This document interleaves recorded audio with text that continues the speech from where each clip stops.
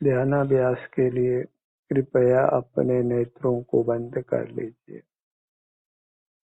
बाहर से ध्यान हटाइए। सुखी होने के लिए बस आपको इतना ही करना है। सुख बाहर नहीं है, इसलिए बाहर से ध्यान हटाना है। जब बाहर से ध्यान हटाते हैं तो हम स्वयं अपने से युक्त हो जाते हैं और हम सुख स्वभावी हैं, इसलिए अपने से युक्त होते ही हमको सुख का अनुभव होने लगता है। हमारी सुख की कामना की पूर्ति हो जाती है। सुख के लिए हमें अपने आभ्यंतर शरीर से ही युक्त रहना है, क्योंकि हमारा आभ्यंतर अमूर्त शरीर सुख का बना हुआ है, सुख स्वरूप है। सुख की कामना की पूर्ति के लिए सुख स्वभावी वस्तु से ही युक्त होना है और वह वस्तु अपना आभ्यंतर शरीर ही है।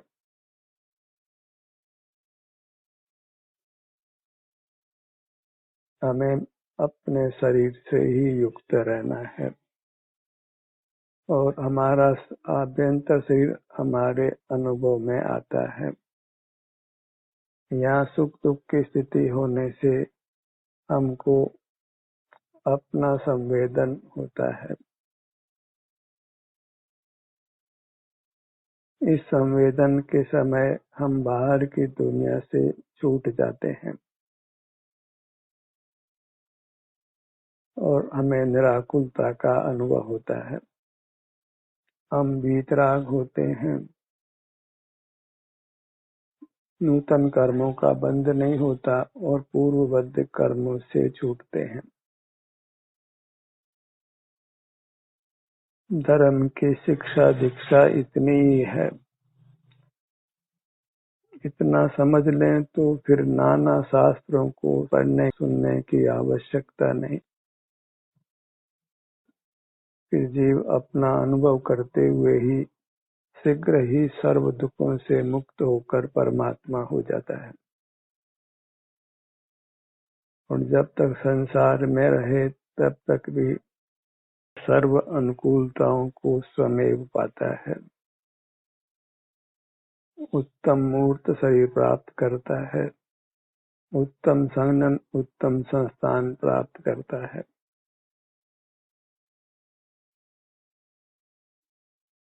स्वस्थ इंद्रियां प्राप्त करता है। सब कुछ अच्छा होता है जब हम अपने तक सिमटने का प्रयास करते हैं।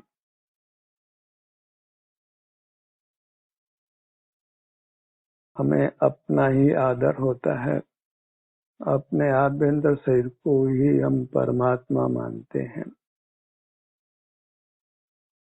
सब जीवों का उनका आभ्यंतर शरीर ही उनके लिए परमात्मा है। लोक में परमात्मा के दर्शन पूजन की पद्धति चल पड़ी है और अपने परमात्मा को भुला दिया है।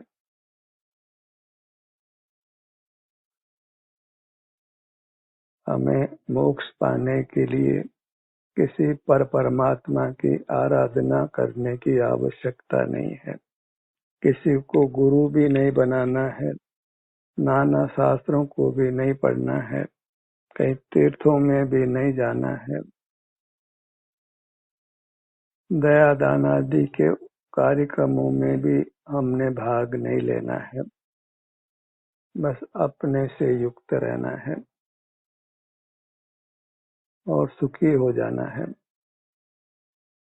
इसका प्रमाण यह है कि जो परमात्मा हो गए हैं वे किसी देवशास्त्र गुरु की श्रद्धा नहीं करते हैं, कोई दया दान आदि के उपक्रम नहीं करते हैं, कुछ मूर्त जगत को देखते जानते नहीं हैं, केवल अपने शरीर के सुख का अनुभव करते हैं। उनके साथ मूर्त शरीर नहीं है, लेकिन उनका अपना अमूर्त शरीर है, उसी को परमात्मा संज्ञा है। हमारे पास भी अमूर्त शरीर है और उसको भी वास्तव में परमात्मा संज्ञा है। हमने ही उसको बुला दिया है। उसका कारण भी यही है कि हमने परमात्मा की स्थापना बाहर की है, जबकि अपना परमात्मा भीतर है।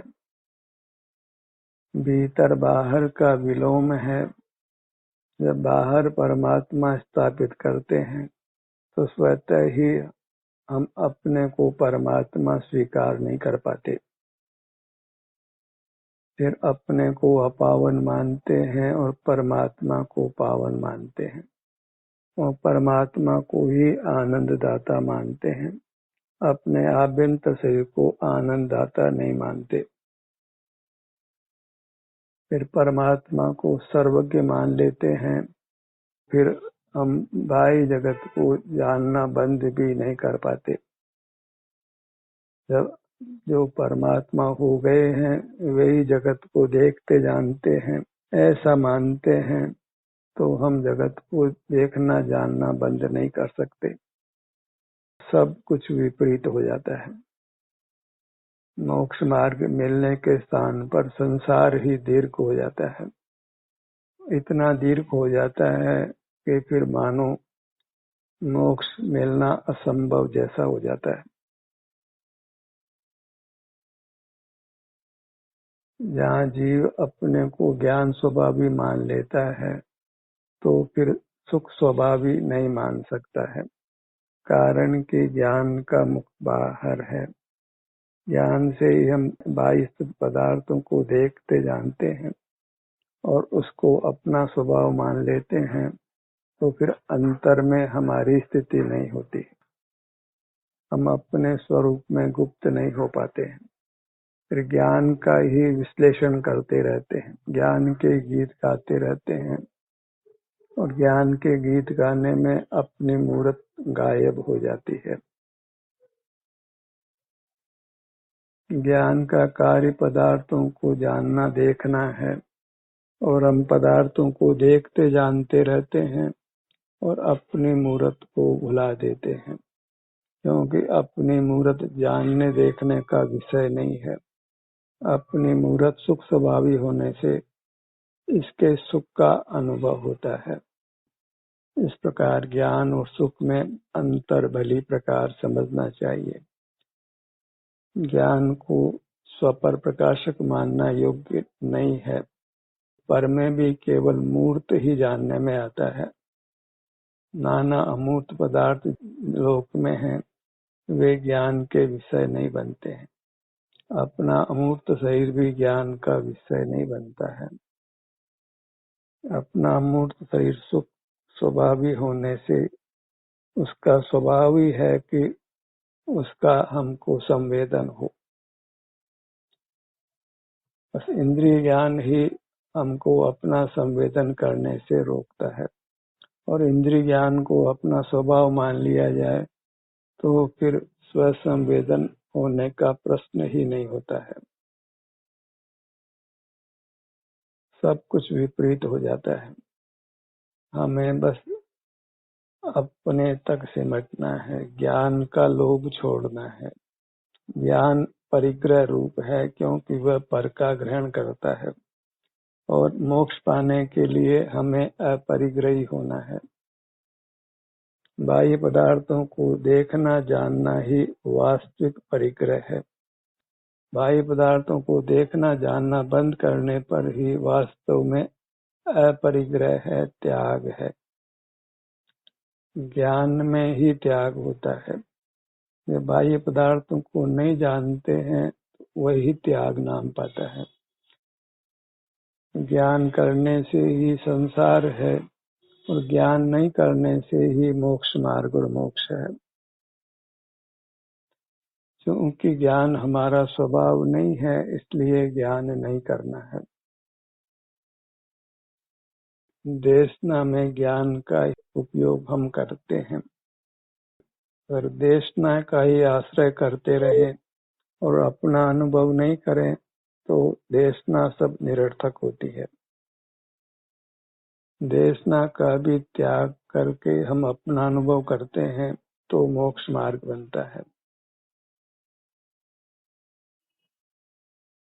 अंतर में विहार करते हुए रहना है, अपने हर भाग से युक्त होना है, क्योंकि अपना हर भाग सुखमय है, आनंद का कंद है।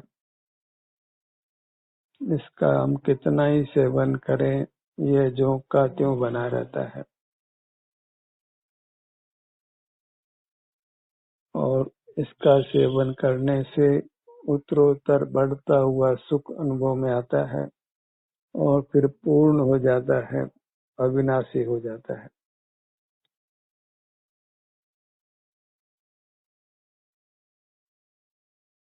हम प्राप्त मूर्त शरीर के आकार में है, मनुष्याकार है। उस मनुष्याकार में हमको अपना संवेदन होता है, उस संवेदन को करते हुए रहना है। इतनी ही देशना है। मोक्ष मार्ग की देशना इतनी ही है कि अपने शरीर में उपस्थित रहना है। धर्म की शिक्षा दीक्षा इतनी मात्र है और ये शिक्षा दीक्षा नहीं है तो फिर धर्म का उपदेश ही नहीं है। अच्छी तरह हम ये निर्धार कर लें कि धर्म का स्वरूप इतना ही है कि हम अपने आभ्यंतर शरीर में उपस्थित रहें। सिर से पैरों तक जो भी संवेदना हमको यहाँ मिलती है, शारीरिक सुख दुख रूप से उसी का अनुभव करते हुए रहना है। जहाँ पर सन्मुख नहीं है, रागादिक परिणाम नहीं है, तो सुख अवश्य प्रकट होता है। भले ही शरीर में कदाचित वेदना भी हो तो भी यदि हम बहिर्मुख नहीं होते तो वेदना के काल में भी हमको सुख व्यक्त होता है। वेदना में संपूर्ण सुख का घात करने की शक्ति नहीं है। वेदना के समय भी निराकुलता का अनुभव होता है। इसको अनुभव से परीक्षित करके देख लीजिए। नेत्र बंद करिए और अपने ध्यान को अपने सिर से पैरों तक कितने ही भाग में रखिए और असाता वेदनी कर्म के उदय से किसी भाग में अप्रिय संवेदना भी आपको अनुभव में आती है। उस अनुभव के काल में भी आपको किसी अंशों में सुखद अनुभूति होती है। वेदना को शांति से भोग लेते हैं और वीतरागता जनित सुख को भी भोग लेते हैं। असाता वेदनी कर्म को अघात्य कर्म की श्रेणी में रखा गया है। वीतरागता जनित सुख का घात करने की ताकत असाता वेदनी कर्म के उदय में नहीं है। शरीर में दर्द हो, अच्छा नहीं भी लगे तो भी जब बाहर देखने जानने का परिणाम नहीं वर्तता है तो आपको वेदना के काल में भी सुखद अनुभूति होती है। इसलिए संसारी जीवों को स्वानुभव के समय असाता वेदनी जनित दुख भी हो और स्वभाव जनित सुख भी हो, ऐसा एक मिश्र परिणाम साधक दशा में होता है। परमात्म दशा में चौदहवें स्थान को पाकर असाता वेदनी का उदय नहीं है। निर्वाण पाने पर फिर अनंत काल असाता वेदनी कर्म का संबंध नहीं होने से केवल वीतरागता जनित सुख है। जैसे हमको अनुभव काल में बाह्य पदार्थ जानने में नहीं आते इसीलिए वीतराग रहते हैं, ऐसे भगवान को बाह्य पदार्थ जानने में नहीं आते इसलिए वे वीतराग रहते हैं। परमात्मा अपने संपूर्ण शरीर में सुख का अनुभव करते हैं सर्व शब्द जो उनके साथ लगता है वह अपने संपूर्ण आत्म प्रदेशों के सुख का अनुभव करने के लिए लगता है, न कि सर्व बाह्य जगत को देखने जानने के अर्थ में। अनुभव के काल में बाह्य जगत जानने में नहीं आता है, भूत भविष्य भी जानने में नहीं आता है। आगम प्रमाण से अनुभव प्रमाण बड़ा है। अनुभव में कुछ भी भूल नहीं होती। हमें अनुभव का श्रद्धान करना चाहिए। मोक्ष मार्ग में आने के लिए यह आवश्यक है कि आप अनुभव के बल पर आगे बढ़ें, स्वानुभव करें। स्वानुभव से ही अपने स्वरूप को निर्धारित करें। जब आप अपना अनुभव करते हैं तो आपको सुख मिलता है, इसलिए आप सुख स्वभावी हैं और कुछ भी प्राप्त नहीं होता। अनुभव के समय कोई भूतकाल के पर्यायों का संवेदन नहीं होता, कोई भविष्य के पर्यायों का संवेदन नहीं होता और बाहर का एक पदार्थ भी जानने में नहीं आता है। अनुभव को प्रमाण करिए, अनुभव करिए, वही मोक्ष का मार्ग है। उसी से आप मोक्ष मार्गी हो सकते हैं और मोक्ष को पा सकते हैं। अन्यथा कभी मिथ्या श्रद्धान मिटने वाला नहीं है, सम्यक श्रद्धान होने वाला नहीं है। संसार चलता रहेगा। मोक्ष मार्ग केवल स्वानुभव रूप है।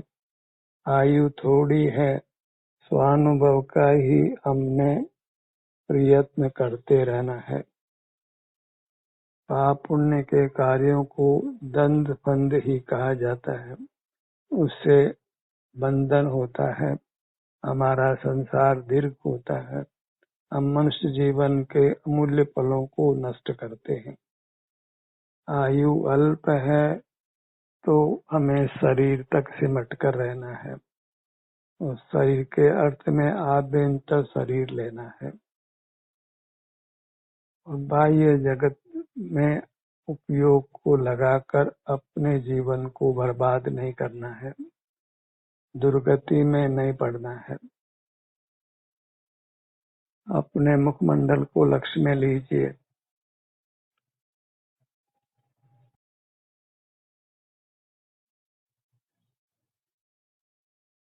बाहर के भारी परिश्रमों को हम कर लेते हैं और ये स्वानुभव का अत्यंत सुगम प्रयत्न हम नहीं करते हैं।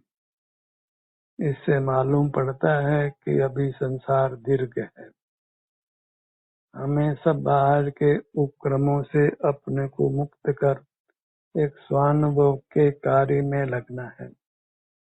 इसमें न इंद्रिय व्यापार है, न मन का, न कोई वचन चेष्टा है, न कोई काय चेष्टा है। किसी बाह्य पदार्थ का आलम्बन नहीं है। इस मूर्त शरीर को भी हम उपयोग में नहीं लेते हैं। इसी में रहे अपने अमूर्त शरीर के सुख का ही हम अनुभव करते हैं। गर्दन के भाग पर आइए।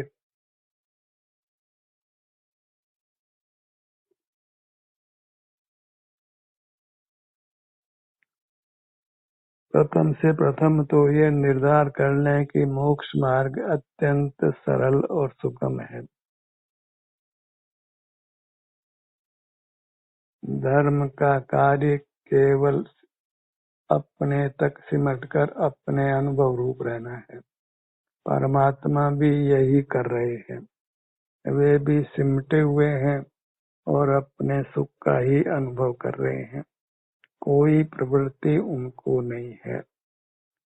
हम अपने आदर्श का अनुकरण नहीं करते हैं, अपना अमूल्य मनुष्य जीवन, अमूल्य समय खराब करते हैं। करना उतना ही है जितना परमात्मा कर रहे हैं। परमात्मा बाहर से दृष्टि हटाई है तो उनको अपना सुख अनुभव में आ रहा है। हमको भी बाहर से दृष्टि हटाना है तो अपने सुख का अनुभव हमको होना है। धड़ के भाग पर आइए।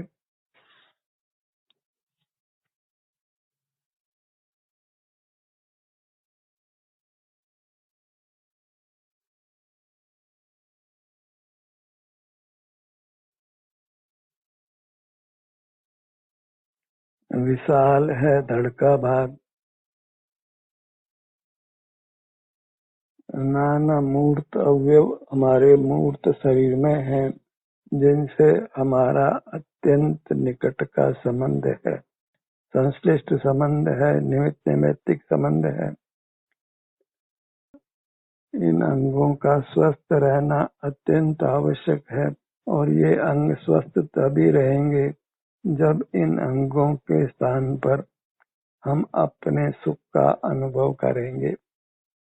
तो धड़ के भाग में थोड़े थोड़े स्थान का हमको संवेदन करना है। सीने के भाग पर आइए।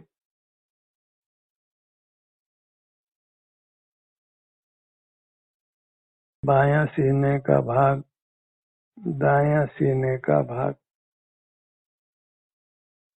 पसलियों का भाग,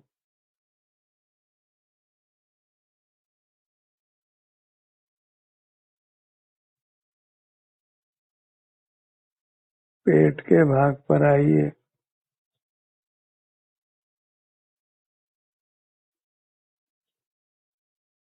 नाभि का स्थान, पीठ का भाग, दाहिनी भुजा, दोनों पैर, 10 उंगलियां, दायां घुटना, बायां घुटना,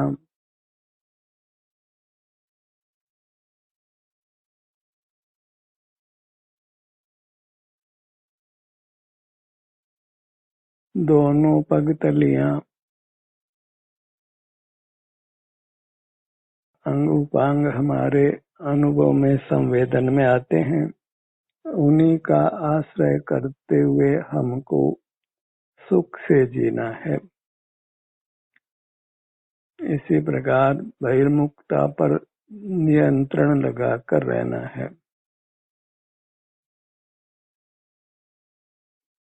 इस नियंत्रण के बिना वृत्ति बहिर्मुख ही रहती है और संसार बना ही रहता है।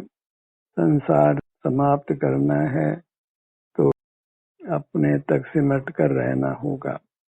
बाहर के मूर्त पदार्थों को देखना जानना बंद करना हो, पूरी तरह से अपने में सिमट कर रहना है।